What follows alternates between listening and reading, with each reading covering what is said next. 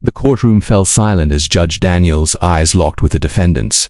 For a moment, time stopped. Behind the tired, worn face in the dock was a pair of eyes Daniel had not seen in over 20 years, eyes that belonged to his childhood best friend.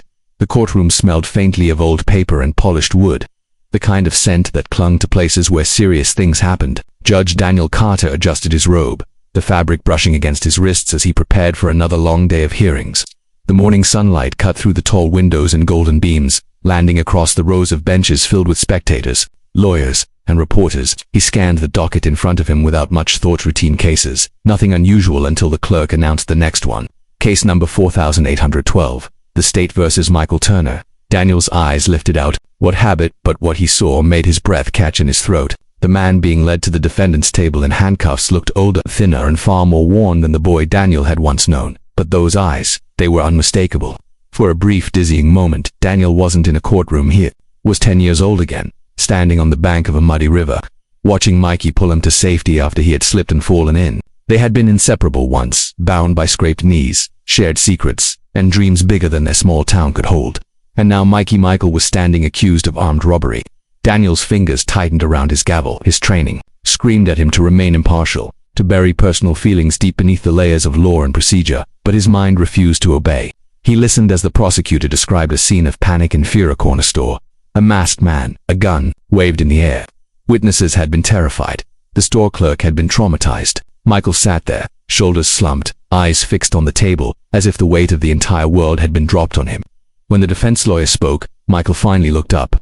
Daniel felt a jolt. Those weren't the eyes of a hardened criminal. They were the eyes of a man who had been cornered by life itself. Michael's voice trembled as he spoke about losing his job, about bills piling up faster than he could pay them, about his little girl lying in a hospital bed needing a surgery he could never afford. He swore he never loaded the gun, that he only wanted the money, not to hurt anyone. The courtroom remained still, but Daniel's heart was racing. Every word pulled him back to the boy who had once given him half of his only sandwich on a day Daniel had nothing to eat. He remembered the night they had sworn, two kids with scraped elbows and big dreams, that they would always watch each other's backs, no matter what. But that promise belonged to another lifetime.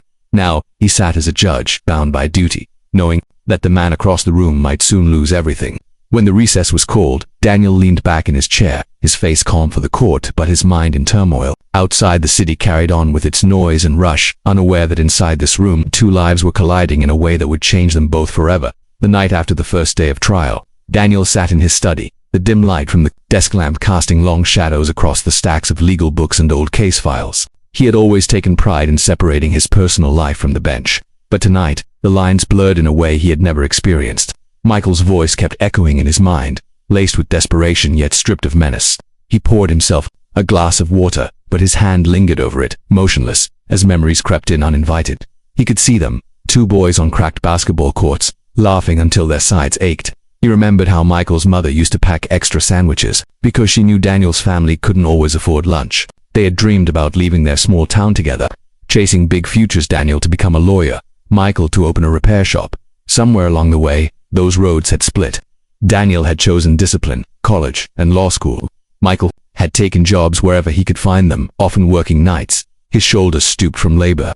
The case files on Daniel's desk spoke in cold, clinical terms. Defendant, 38 years old, unemployed, accused of armed robbery with a deadly weapon. But Daniel knew that the truth of a man's life couldn't be captured in bullet points. He leaned back, staring at the ceiling, wondering how someone who once saved his life from drowning had ended up drowning in a different way, this time in debt, misfortune, and bad choices.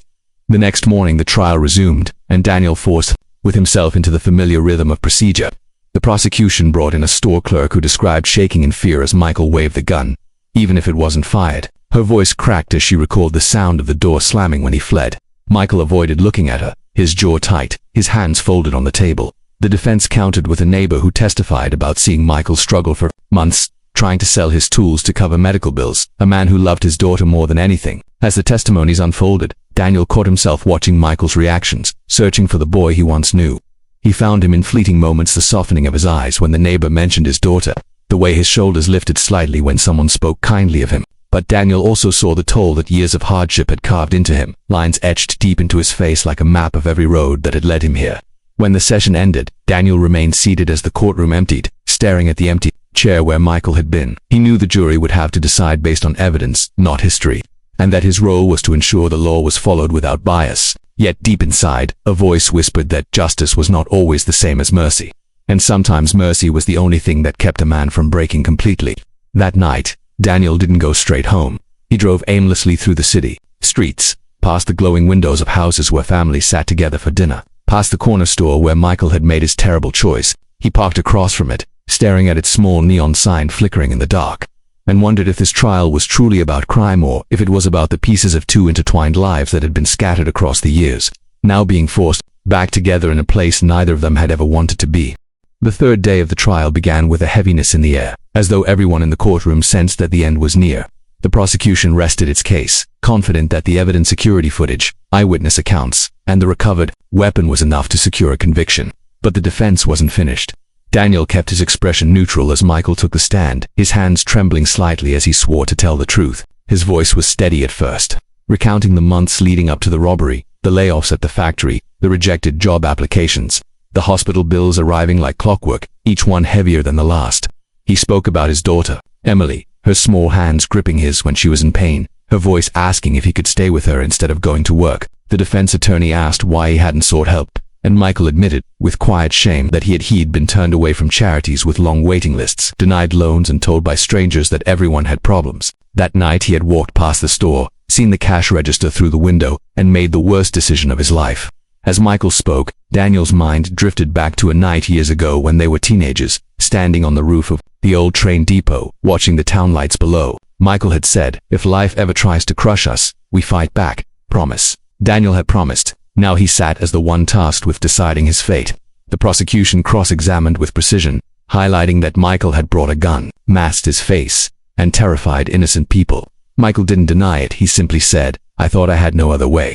The courtroom was silent, except for the scratching of reporters' pens. When the defense called its final witness, an unexpected figure walked in. Michael's daughter, Emily.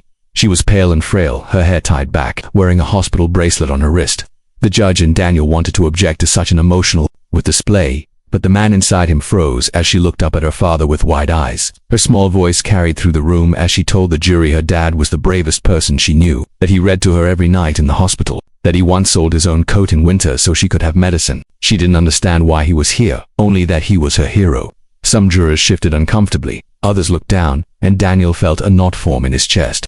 When Emily was led out, Michael's eyes glistened, but he kept his composure. The defense rested. As Daniel dismissed the court for the day, he remained seated long after the gavel fell. He stared at the empty witness stand, his mind replaying Emily's words, torn between the unyielding letter of the law and the fragile thread of humanity that bound them all together. Outside, the evening sun dipped low, casting long shadows over the courthouse steps, as if even the light itself struggled to decide which side it belonged to. The final day of the trial arrived with a quiet tension that settled over the courtroom like a heavy blanket. The jurors filed in, their expressions unreadable, and Daniel knew they had reached a verdict. He kept his breathing steady, masking the storm inside him. The foreman stood, holding the slip of paper as though it weighed more than it should, and read aloud, "Guilty of armed robbery." A faint murmur rippled through the room.